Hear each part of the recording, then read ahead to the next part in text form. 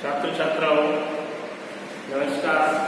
अपने जो BA part second में जो फर्स्ट पेपर है संसाधन भूगोल, इस संसाधन भूगोल में हमने चर्चा कर रहे थे जो अपने था वो था यानी संसाधन का अर्थ, संसाधन की परिभाषा व संसाधन के उपाय, ये तीनों चीजों का आपने कल क्या किया था, अध्ययन किया था।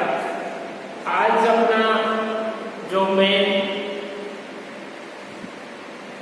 टॉपिक है, विषय है, वो है संसाधन भूगोल की प्रकृति तथा उसका विशेषज्ञ व महत्व।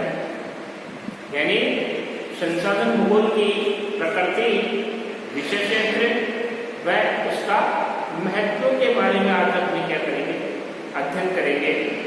तो इसमें सबसे पहले हम देखते हैं कि संसाधन भूगोल में पृथ्वी के प्राकृतिक तथा मानव संसाधनों के जो भौगोलिक लक्षण का अध्ययन किया जाता है। क्या? यानी संसाधन भूगोल में पृथ्वी के प्राकृतिक तथा मानव संसाधनों के भौगोलिक लक्षणों का क्या किया जाता है, अध्ययन किया जाता है। यानी संसाधन भूगोल में संसाधन भूगोल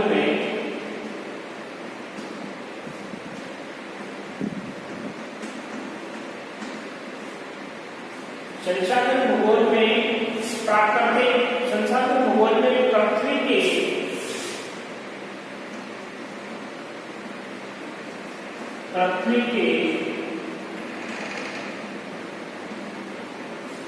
प्राकृतिक तथा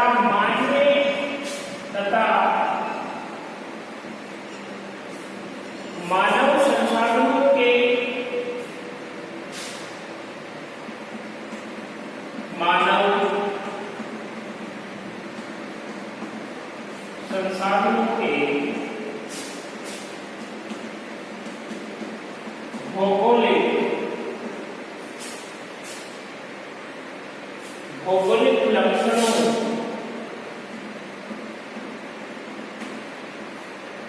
भौगोलिक लक्षणों का अध्ययन किया जाता है।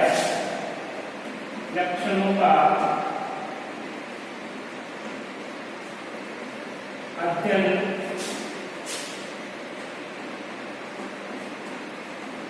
किया जाता है। यानी संसाधन भूगोल में पृथ्वी के प्राकृतिक तथा मानव संसाधनों के भौगोलिक लक्षणों का क्या किया जाता है, अध्ययन किया जाता है, जिनमें उनकी उत्पत्ति,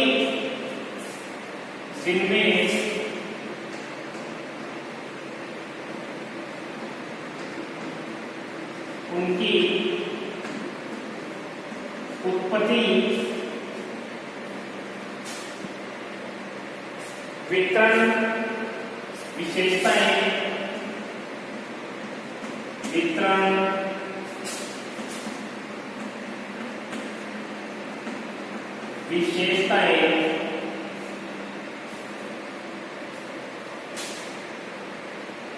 तथा भविष्य में उपलब्धता तथा भविष्य में उपलब्धता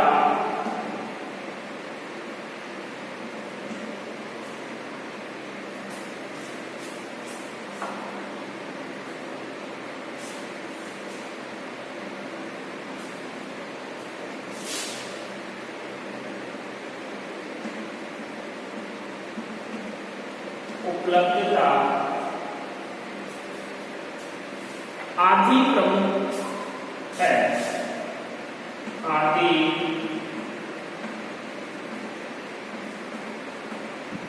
प्रमुख है। मानव अपनी आवश्यकताओं की पूर्ति इन्हीं तत्वों से करता है। मानव अपनी आवश्यकताओं की पूर्ति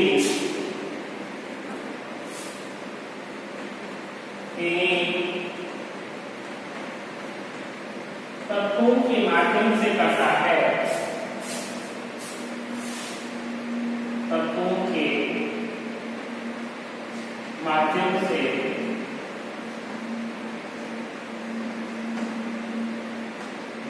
से करता है,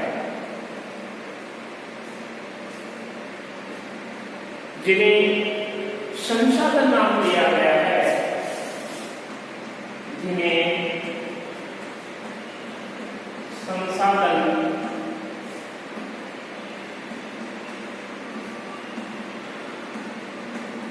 नाम दिया गया है।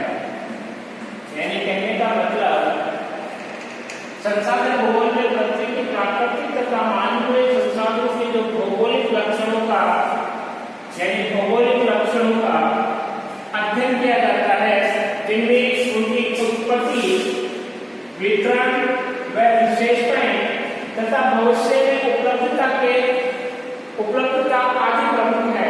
मानव अपनी आवश्यकताओं की इन्हीं तत्वों के माध्यम से करता है। आवश्यकताओं की पूर्ति आवश्यकताओं की इन्हीं तत्वों के माध्यम से करता है, जिन्हें क्या कहा जाता है? संसाधन कहा जाता है। अब है संसाधन का यानी संसाधन भूगोल का अर्थ। संसाधन भूगोल का अर्थ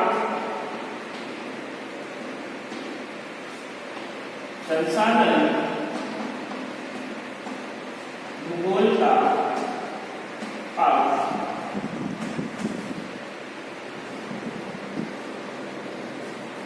तो संसाधन भूगोल के अर्थ को अपने कह सकते हैं कि संसाधन भूगोल भूतल पर मानव सहित सभी संसाधनों की विशेषताओं, क्षेत्रीय विभिन्नताओं, स्थानिक वितरण और उपयोग के प्रतिरूपों का क्या होता है? अध्ययन होता है।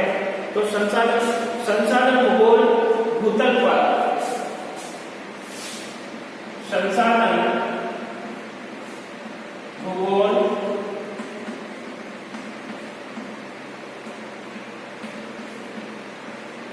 भूतल पर मानव सहित सभी संसाधनों की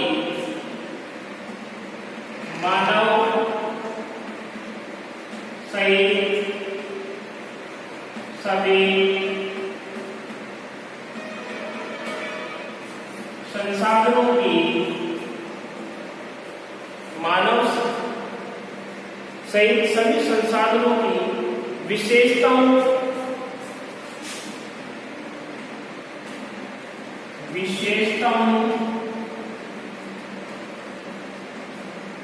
क्षेत्रीय विभिन्नताओं,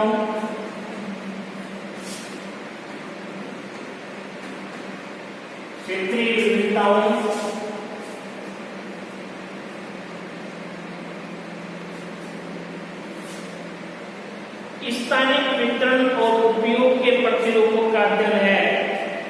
स्थानिक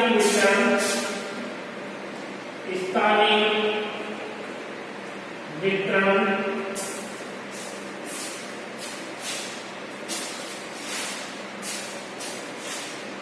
और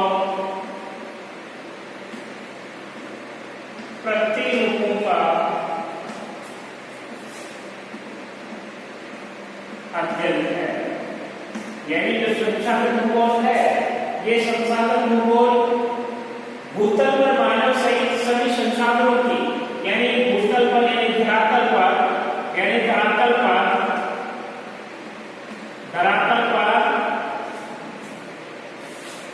मानव सहित सभी संसाधनों की विशेषता यानी मानव को साथ में रखकर जितने भी संसाधन हैं, उन संसाधनों की विशेषताओं, उनकी क्षेत्रीय विभिन्नताओं और स्थानिक वितरण और प्रतिरूपों का क्या है? अध्ययन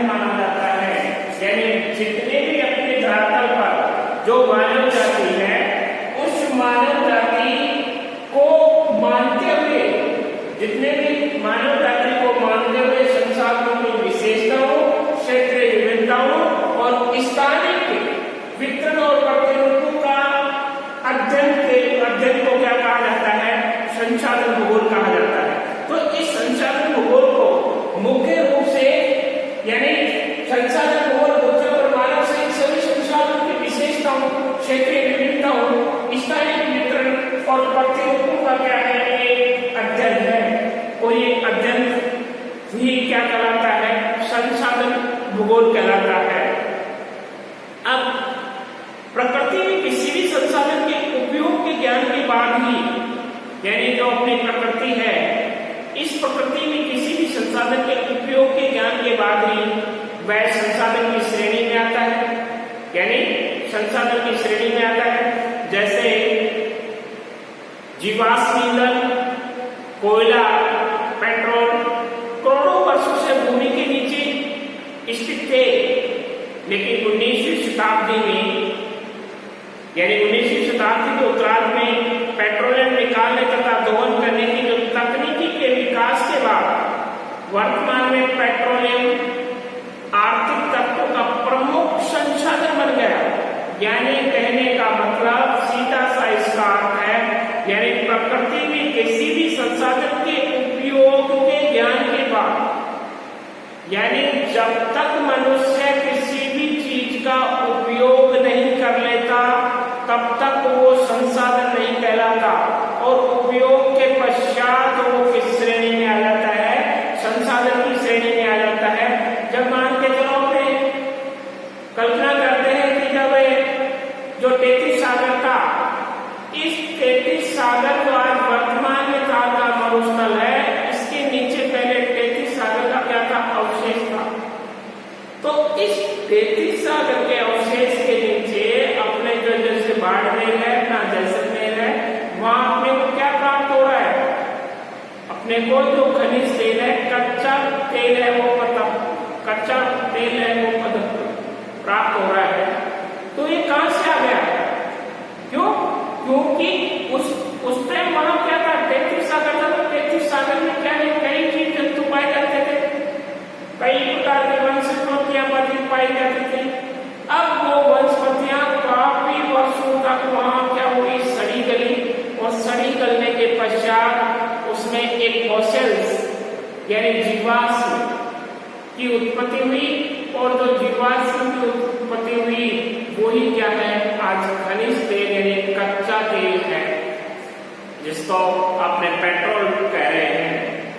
अब इसके बाद में जो कठोर पदार्थ है, वो कठोर पदार्थ क्या प्राप्त हो रहा है? उन कठोर पदार्थों से अपने को कोयला प्राप्त हो रहा है। अपने को क्या मिल रहा है? कोयला मिल रहा है। तो इससे ये साबित होता है कि प्रकृति में किसी भी संसाधन के उपयोग के ज्ञान के बाद ही वह संसाधन की श्रेणी में आता है। जैसे जीवाश्म ईंधन, अब जीवाश्म ईंधन से अपने को क्या क्या प्राप्त हो रहा है? कोयला और पेट्रोलियम। कोयला तथा पेट्रोलियम करोड़ों वर्षों से भूमि के नीचे स्थित थे, लेकिन 19वीं शताब्दी के उत्तरार्ध में पेट्रोलियम निकालने तथा दोहन करने की तकनीकी के विकास के बाद वर्तमान में पेट्रोलियम आर्थिक तंत्र का जो प्रमुख संसाधन बन गया है, यानी एक मूलभूत संसाधन बन गया है। इन सभी तथ्यों का व्यवस्थित अध्ययन संसाधन भूगोल में किया जाता है। यानी जितने भी ये तथ्य हैं उनका व्यवस्थित रूप से जो अपने अध्ययन करते हैं वो किसमें करते हैं? संसाधन भूगोल में करते हैं।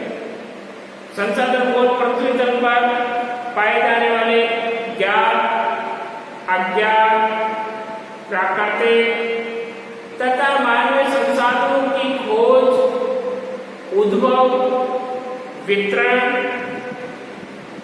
इसमें विद्यमान स्थानीय विभाग, जिनमें उपयोग, प्रतिरोध तथा संरक्षण का क्या किया जाता है? अध्ययन किया जाता है। यानी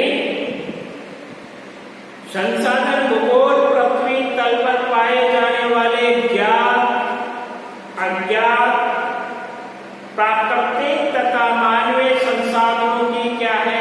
एक खोज है, जो उद्भव, वितरण उसमें विद्यमान स्थानिक विभिन्नताएं, उपयोग, प्रतिरोध तथा संरक्षण का क्या करता है, अध्ययन करता है। उसी को संसाधन भूगोल कहा जाता है। अब संसाधन भूगोल का विकास, यानी संसाधन भूगोल का विकास, संसाधन भूगोल का विकास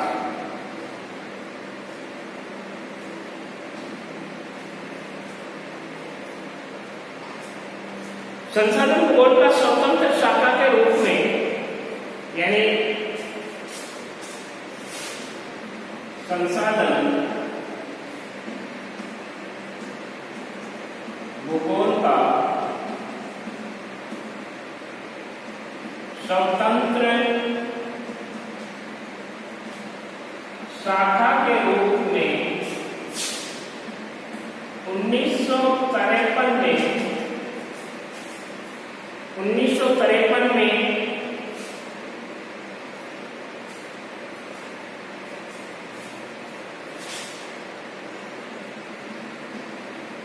जिम्बरलैंड की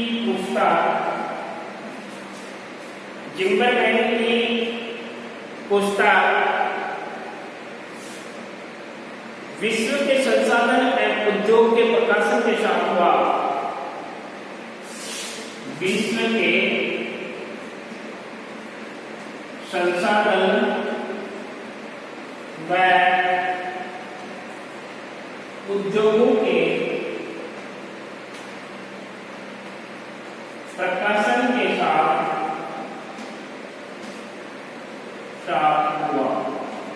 यानी कहने का मतलब संसाधन भूगोल का जो स्वतंत्र शाखा के रूप में, यानी एक स्वतंत्र शाखा के रूप में उसका उद्भव विकास हुआ 1953 में। जिम्बरलैंड की पुस्तक विश्व संसाधन व उद्योग के प्रकाशन के साथ हुआ था।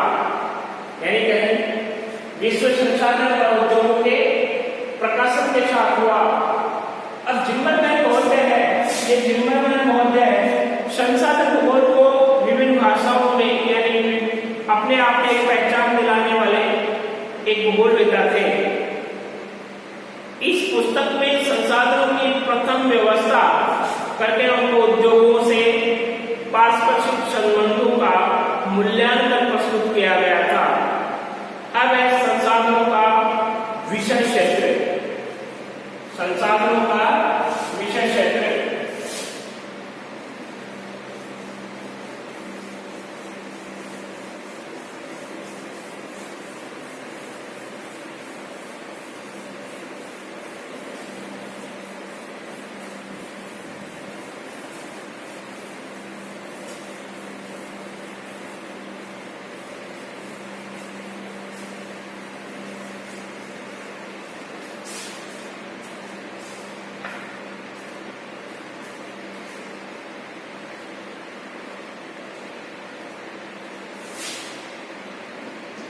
संसाधनों का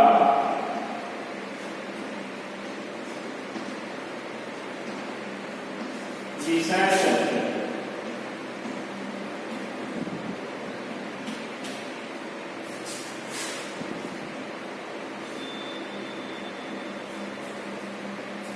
संसाधनों का विषय क्षेत्र से पहले अपने चर्चा कर लेते हैं कि संसाधन भूगोल का जो विकास है, ये संसाधन भूगोल का जो विकास है, संसाधन भूगोल का स्वतंत्र शाखा के रूप में, यानी स्वतंत्र शाखा के रूप में उद्भव सन 1953 में, इसका जो उद्भव है, विकास है 1953 में जिम्बरलैंड की पुस्तक विश्व के संसाधन व उद्योगों के प्रकाशन के साथ हुआ था। यानी उद्योगों के यानी विश्व के संसाधन और उद्योगों के प्रकाशन के साथ हुआ था। इस पुस्तक में संसाधनों की जो पृथक व्याख्या करके उनका उद्योगों से पारस्परिक संबंधों का मूल्यांकन प्रस्तुत किया गया था, जिसमें अपने सबसे पहले अपने इससे चर्चा कर रहे हैं कि संसाधन भूगोल की प्रकृति, विषय क्षेत्र, महत्व। तो उसमें संसाधन भूगोल में तथा मानव संसाधनों के जो भौगोलिक के लक्षणों का अध्ययन किया जाता है, जिनमें उनकी उत्पत्ति, वितरण, विशेषताएं तथा भविष्य में उपलब्धता आदि प्रमुख है। मानव अपनी आवश्यकताओं की पूर्ति इन्हीं तत्वों से करता है, यानी मानव अपनी आवश्यकताओं की पूर्ति इन्हीं तत्वों से करता है जिन्हें संसाधन नाम दिया गया है। अब संसाधन भूगोल का, तो संसाधन भूगोल भूतल पर मानव सहित सभी संसाधनों की विशेषताओं, क्षेत्रीय विभिन्नताओं, स्थानिक वितरण और उपयोग के प्रतिरूपों का क्या है, एक अध्ययन है। प्रकृति में किसी भी संसाधन के उपयोग के ज्ञान के बाद ही वह संसाधन की श्रेणी में आता है, यानी जब तक मनुष्य उसका उपयोग नहीं कर लेता तब तक वो संसाधनों की श्रेणी में नहीं आएगा। जैसे जीवाश्म ईंधन है, कोयला है, पेट्रोलियम है। करोड़ों वर्षों से भूमि के नीचे स्थित थे, लेकिन 19वीं शताब्दी के उत्तरार्ध में पेट्रोलियम निकालने तथा दोहन करने की जो तकनीकी के विकास के बाद वर्तमान में जो पेट्रोलियम आर्थिक तंत्र का प्रमुख संसाधन बन गया, और इन सभी तत्वों का व्यवस्थित रूप से अध्ययन संसाधन भूगोल के अंतर्गत ही किया जाने लगा। संसाधन भूगोल पृथ्वी तल पर पाए जाने वाले ज्ञात, अज्ञात, प्राकृतिक तथा मानवीय संसाधनों की क्या है, एक खोज है, जो दिनों दिन नए नए संसाधनों की क्या कर रही है, खोज कर रहे हैं, उनमें उत्पत्ति क्षेत्र उत्पादन कर रहा है, उद्भव कर रहा है, वितरण कर रहा है, उसमें विद्यमान स्थानिक विविधताएं, उपयोग, प्रतिरूपों तथा संरक्षणों का क्या करता है, अध्ययन करता है। अब इससे पहले आपने ये थे कि जो संसाधनों का अर्थ, संसाधनों की परिभाषा तथा उसके उपागम। अब आज अपने को इसमें ये, अब इसके बाद में अपने जो नेक्स्ट अपना टॉपिक है वो है संसाधन भूगोल का विकास। तो संसाधन भूगोल का विकास में अपने कर लिए। अब इस संसाधन भूगोल के विकास के बाद में अपने संसाधन भूगोल का विशेष क्षेत्र जो अपने नेक्स्ट क्लास में करेंगे। धन्यवाद।